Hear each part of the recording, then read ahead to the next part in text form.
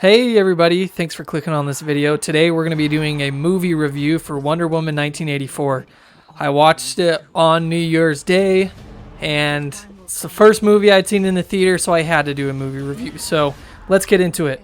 By the way, I won't talk about any spoilers in this movie, so if you haven't seen it, it's totally fine. Everything I mention is something that can be seen in the trailer.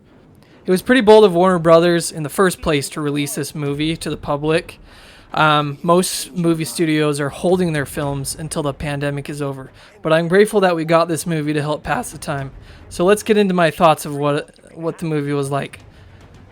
Wonder Woman 1984 is set in, well, the year 1984. While it is cool to see that time period on display, it really has no significant value or meaning in the film. In fact, I don't even know why they had it in the 80s.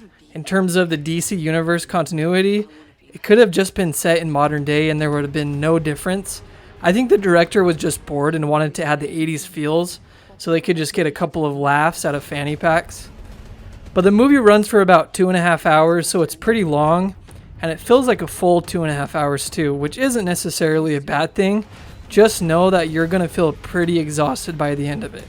The movie had one of those childhood flashback moments where they have to go and show her as a child growing up learning something. I felt like they already did that with the first Wonder Woman. So to me, that part of the movie was kind of unnecessary and didn't really add anything. But in the end, it's not a huge deal. The heart and soul of the movie though, and my personal favorite part, is a love story between Wonder Woman and Steve Trevor.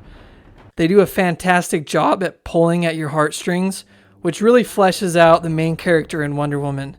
She has real emotion in this film, something other superheroes are devoid of. She smiles, she cries, she feels like a real person. It makes you love Wonder Woman even more. And speaking of characters, every one of the casting choices and their acting were spectacular. Kristen Wiig as Cheetah, Chris Pine as Steve Trevor do great jobs. Gal Gadot as Wonder Woman is fantastic like always. And goodness, Pedro Pascal delivers a performance of a lifetime as Maxwell Lord. His acting is so captivating as a bad guy. Okay, let's move on with some problems that I have with this movie. The action scenes, first of all, they're extremely sparse. Not all movies need lots of action, but in a superhero movie, yeah, you need a little bit more. And on top of that, I felt like the CGI and special effects were pretty horrific at times. It's usually bad when Wonder Woman is running or jumping. It kind of reminds me of this scene from Mall Cop or Frodo running into Mount Doom. Also, there's an action scene in the mall that was painfully bad to watch. Wonder Woman basically turns into Spider-Man. It was weird. When you see the scene, you'll know what I mean. Maybe this doesn't bother anyone else, but I feel like she used her whip way too much in the movie. In fact, I don't know if I ever saw her punch or kick anybody at all. I'm pretty sure she just whipped every bad guy the whole movie. I'm not kidding either. Go watch it again.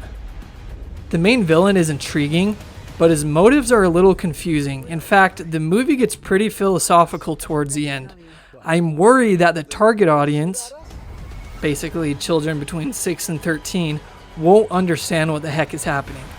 I'm not talking about a bad guy wanting to rob a bank or blow up a city, something like that. What he's doing is a lot more complicated and even political. In the end, kids may be left only understanding that Wonder Woman is good and that Maxwell Lord is bad, and that's it. I must say though, that the third act of the movie is very good. For those of you that don't know, movies are divided into 3 sections. There is the setup, the confrontation, and the resolution. All movies follow the same format. The last 30 minutes were especially fun to watch. But when it's all said and done, Gal Gadot as Wonder Woman is fantastic. The movie could be about anything, and with her as Wonder Woman would make it great. She's very likable, shows real emotion, and kicks butt. So in the end, I'd give this movie a 7 out of 10. Here are my pros and cons list.